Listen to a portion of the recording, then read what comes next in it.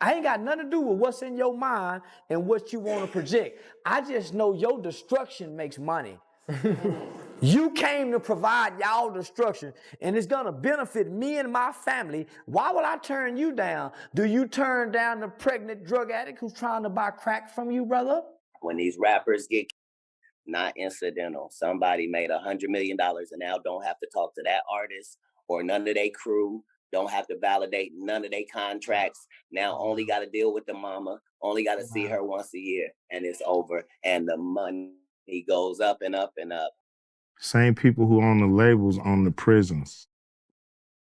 So literally the same people? Literally the same people who own the labels own private prisons. While people are going back and forth online over who had the most disrespectful diss track, LIO or Youngin, two unexpected voices just stepped in and flipped the whole conversation upside down. Katt Williams and Charleston White pulled up with some serious truth bombs, and what they're saying, it's got folks rethinking everything. According to Katt Williams, these rap beefs aren't just entertainment, they're part of something way deeper. So they this $20 million guy, but they reaped $60 million in benefits.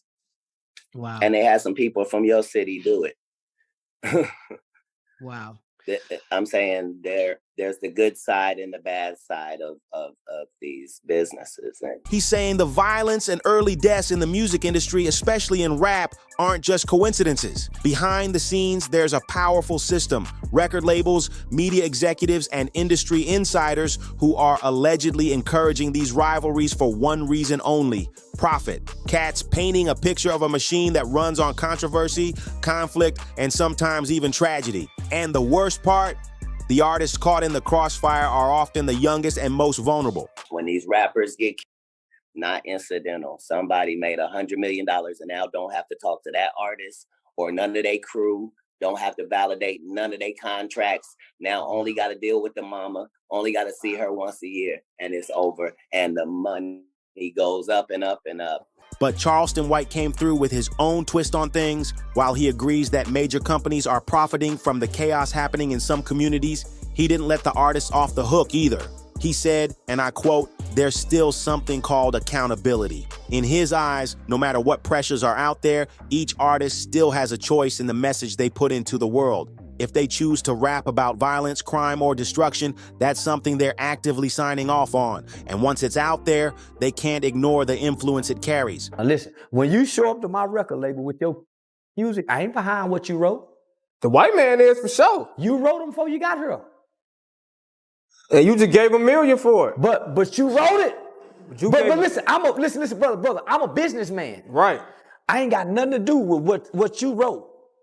You wrote the lyrics talking about your neighbor. But you didn't tell me, no, this is what you're supposed to be writing. You said, I'm going to give you $1 million but listen. So you encouraged it. No, I didn't. With the utmost dollar amount. No, I didn't. I'm a businessman, and I'm about business. Because when you stop rapping this, and I get a Nas X, and he can rap gay, I'm going to sign him too. Now here's where it gets even more intense. Ice Cube, yes, that Ice Cube, recently brought attention to what's being called the rap to prison pipeline. He pointed out how some parts of the music industry seem to operate in a way that funnels young black men straight from the booth to behind bars. Whether it's through aggressive marketing of violent lyrics, lack of mental health support, or just straight up exploitation, the result is the same. Young lives getting cut short while others rake in millions behind the scenes. So this whole thing, it goes way beyond who's got the better bars or who's trending this week. What we're looking at is a system that's turning pain into profit. A cycle where people at the top stay safe and paid while young artists get used up and left behind. And the craziest part, most of the public doesn't even see it happening. This conversation is getting deeper by the minute, and there's a lot more to unpack. So stay tuned, because what's really going on in the music industry might just shock you. Jacksonville rapper Foolio was tragically killed while celebrating his birthday in Tampa, Florida. And instead of slowing down, the violence tied to this scene has gotten even worse. Just 6 days after Foolio's death, another young life was taken. Darius Fizzle Biles, who was reportedly affiliated with Youngin Ace. If that name rings a bell, it's because Darius was the brother of Malik Lully Biles, another one of Ace's close people who was gunned down back in 2020 at only 18 years old. Fast forward to now, late July 2025, and it's clear this cycle of violence isn't slowing down, it's escalating. Everything people feared would happen after Foolio's death, it's happening right now. The revenge, the retaliation, the disses, it's a never-ending loop, and it's costing more lives than ever before. Foolio's passing was a major moment, but it didn't change anything. These young men are still caught up in a deadly pattern that leads to two places, prison or the grave. And you showed up with these gay killer lyrics, brother. I ain't got nothing to do with what's in your mind and what you want to project. I just know your destruction makes money. You came to provide y'all destruction, and it's gonna benefit me and my family. Why would I turn you down? Do you turn down the pregnant who's trying to buy crack from you, brother? What about the girl who may look underage and selling? Do you turn her down? What about your homeboy's woman who's in a compromised state and you can, when she come to you, do you turn her down? So you want me to turn you down, and I can make trillions off your ignorance. The schools don't turn you away when your mother comes sign you up and register you. So why do you want me to turn you away? Let's be honest, nobody's really winning in this. Some of these rappers might get a diss track to go viral. They might make some quick money or boost their online numbers, but that short-term fame is not worth the long-term price. For most of them, it's only a matter of time before they end up like the names they're dissing, memorialized in hashtags, mourned on live streams, and forgotten by the industry they gave everything to. So why does this keep happening? Why do young black men keep getting pulled into this dangerous cycle, even after watching their friends die, their families grieve, and their futures crumble? A lot of voices in the culture have been calling it out lately. Many are saying these young rappers are being programmed by their environment, raised around violence, taught to see toughness as survival, and encouraged to chase street credibility over true success. From early on, they're taught that being real means being ready for war. And when you add social media into the mix, everything gets amplified. These rappers get sold a dream of money, fame, and power, but in reality, they're often being manipulated by forces that don't care if they make it out alive. They're placed in dangerous situations, surrounded by pressure and fake loyalty, all while their pain gets turned into profit. Bottom line, these young artists aren't just making music, they're walking targets in a game they didn't even design, and the industry keeps moving like nothing happened. This ain't just a beef, it's a crisis, and it's destroying a generation in real time. The truth is hard to ignore. Young rappers are being treated as expendable, and their deaths, sadly, they're becoming profitable events. There's been a lot of talk online about whether record labels are intentionally signing artists who make drill music and other violent subgenres that glorify gang culture and reckless behavior. And according to multiple studies, the leading cause of death among hip-hop artists isn't natural causes, it's homicide. Just let that sink in. If you take a look at the stats, hip-hop artists have the lowest life expectancy compared to any other major genre in the music industry. These are facts, not opinions. And this is exactly the kind of pattern Katt Williams was talking about in one of his viral interviews that's still making waves to this day. According to Katt, these deaths aren't just tragic, they're profitable for someone at the top. Every time a young rapper dies, someone behind the scenes is allegedly cashing in. Whether it's from posthumous album sales, increased streaming numbers, or boosted publicity, there's real money being made. Somebody benefited. Yeah. So in all of these situations, there's a business involved and there's real money involved, and somebody's benefiting from this thing that looks like, oh, that just happened. Nah, no way.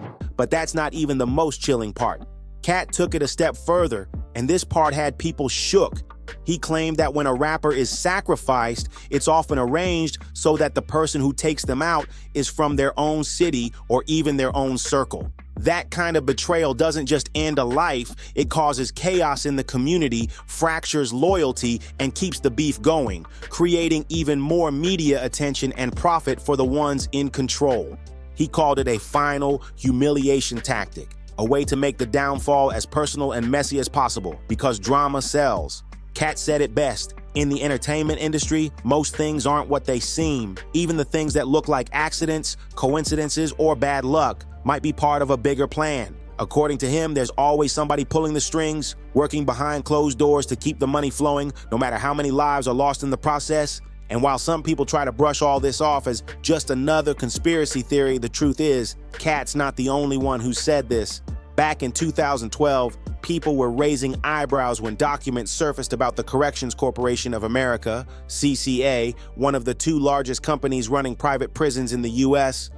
Around that time, rumors started swirling about secret meetings where industry execs allegedly discussed using music to help fuel the prison system.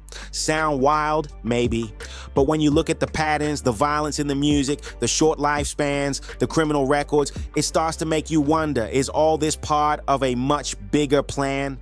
Back in the early 2010s, Corrections Corporation of America, CCA, one of the biggest private prison operators in the U.S., made a shocking power move. They reached out to 48 states with a bold offer. They wanted to buy out state-run prisons and take over operations. But there was a major catch, one that raised serious red flags. In exchange for this massive deal, the states had to agree to a 20-year contract where they'd promised to keep the prisons at least 90% full. That's right, 90% occupancy guaranteed for 2 decades straight. Now stop and think about that for a second. How could any state government possibly guarantee that many people would be locked up year after year?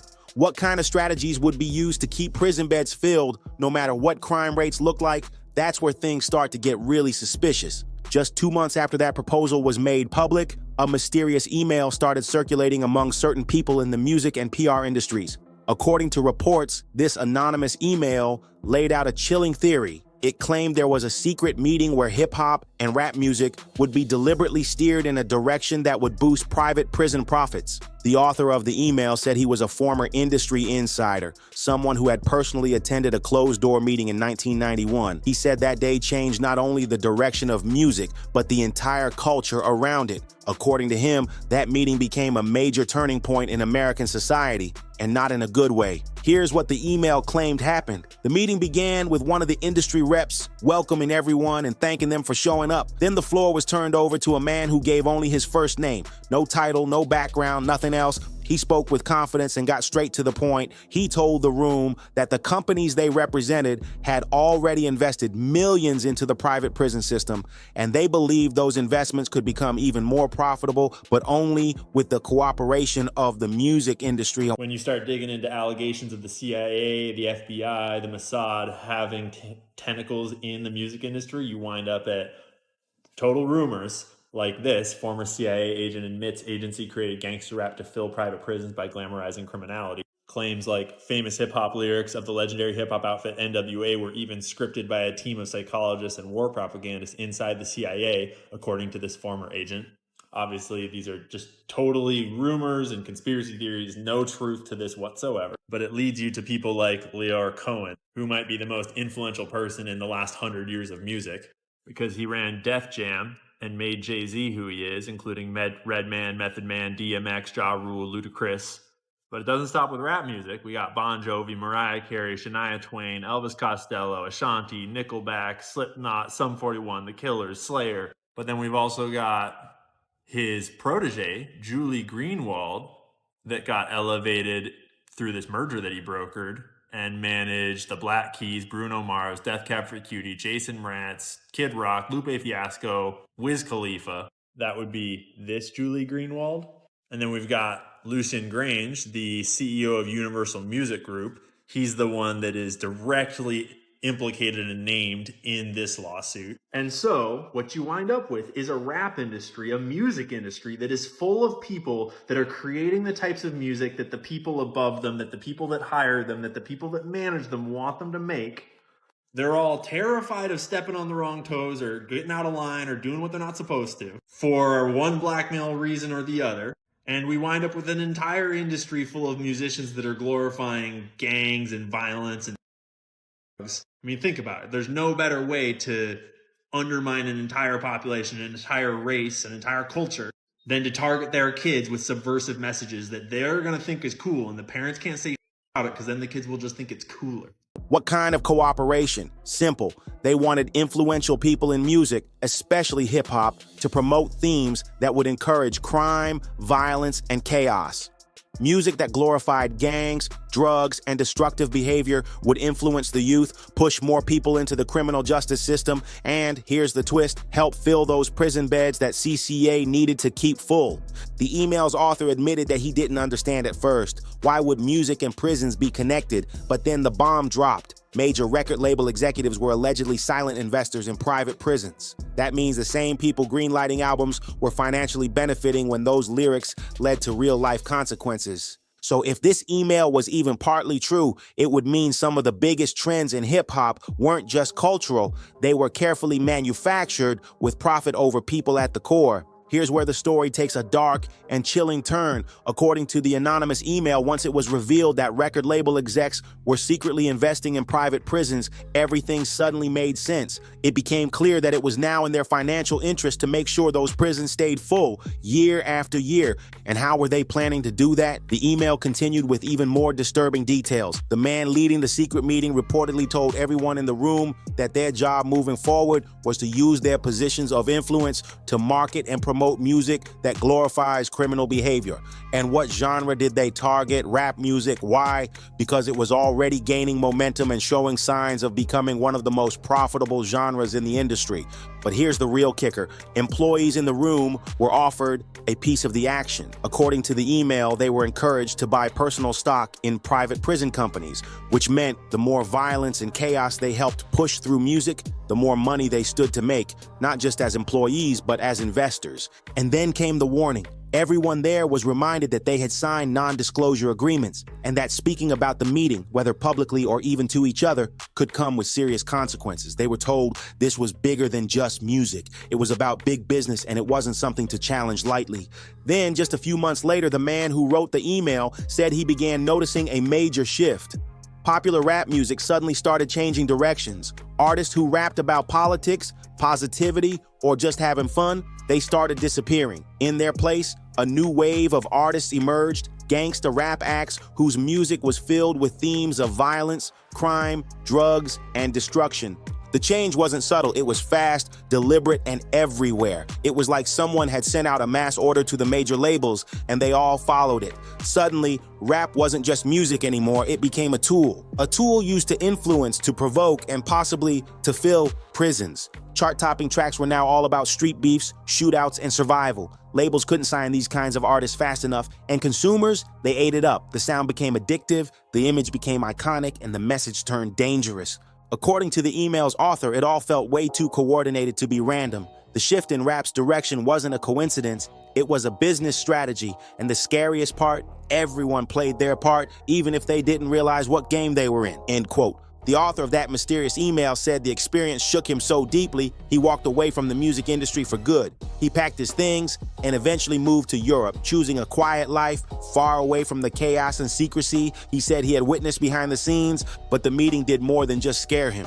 It sparked something. It made him start digging into how the U.S. prison industrial complex really operates. Through his research, he said he came to understand how the criminalization of rap music wasn't just about entertainment, it was a calculated move that helped push harmful racial stereotypes while leading countless young, impressionable minds down a destructive path. A path that too often ends with incarceration, not success. So when this explosive email first leaked in 2012, it caught the media's attention. Multiple major outlets, including Business Insider, covered it. But as the story began picking up steam, the mainstream media rushed in and labeled the whole thing as a hoax. They called it a fraud, trying to silence the conversation before it could grow any bigger. But guess what? More than a decade later, the theory hasn't gone away. In fact, it's still being talked about to this day. And honestly, with the way music sounds in 2025, more and more people are starting to wonder, is there really a secret group pulling the strings? Could there be industry elites shaping rap culture to serve their own hidden interests? Now let's bring it back to Charleston White, because while he agrees that record labels do profit off toxic music and violence in black communities, you want to be famous, you want to be a rapper, and the only way you can do this if you come to me. You're not bringing me nothing positive that I can promote to Disney. I can make you richer than you can ever be if you wrote me some Disney lyrics. Hey, if you just want to be like Nick Cannon, I can make you a star forever. But you want to be a star just for a small time, so you write gangster lyrics because you don't want to live long. You don't want to be like Nick Cannon.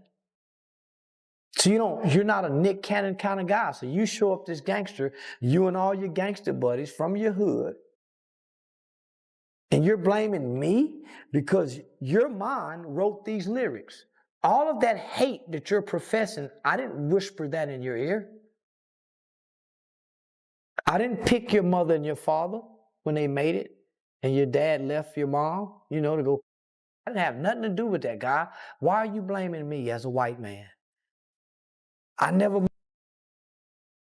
didn't kick in your door and rob you and tie you up. I didn't kill your father. Why are you blaming me, the white man? I got a record label, brother. We just want to sell records to your people. And if we don't have these records to sell to your people, how will your people make music? Your people don't have record labels. How will they make music if it wasn't for us? He also stresses personal responsibility. He believes that at the end of the day, nobody's forcing these artists to sign these contracts or write those lyrics. They still have a choice, even if the system is stacked against them. And that's where the debate gets complicated.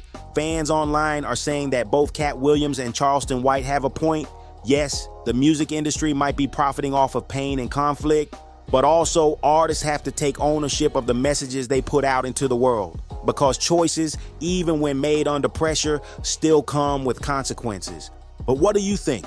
Do you believe the blame falls mainly on the record labels and industry puppet masters pulling strings from behind the scenes, or do the artists themselves hold the responsibility for pushing violent music that keeps this cycle of tragedy alive? Drop your thoughts in the comments below. I really want to hear what y'all think about this one. Don't forget to like the video if you found this eye-opening, subscribe for more deep dives into the hidden layers of the culture, and hit that bell so you never miss a drop. Thanks for watching, and I'll see you in the next one.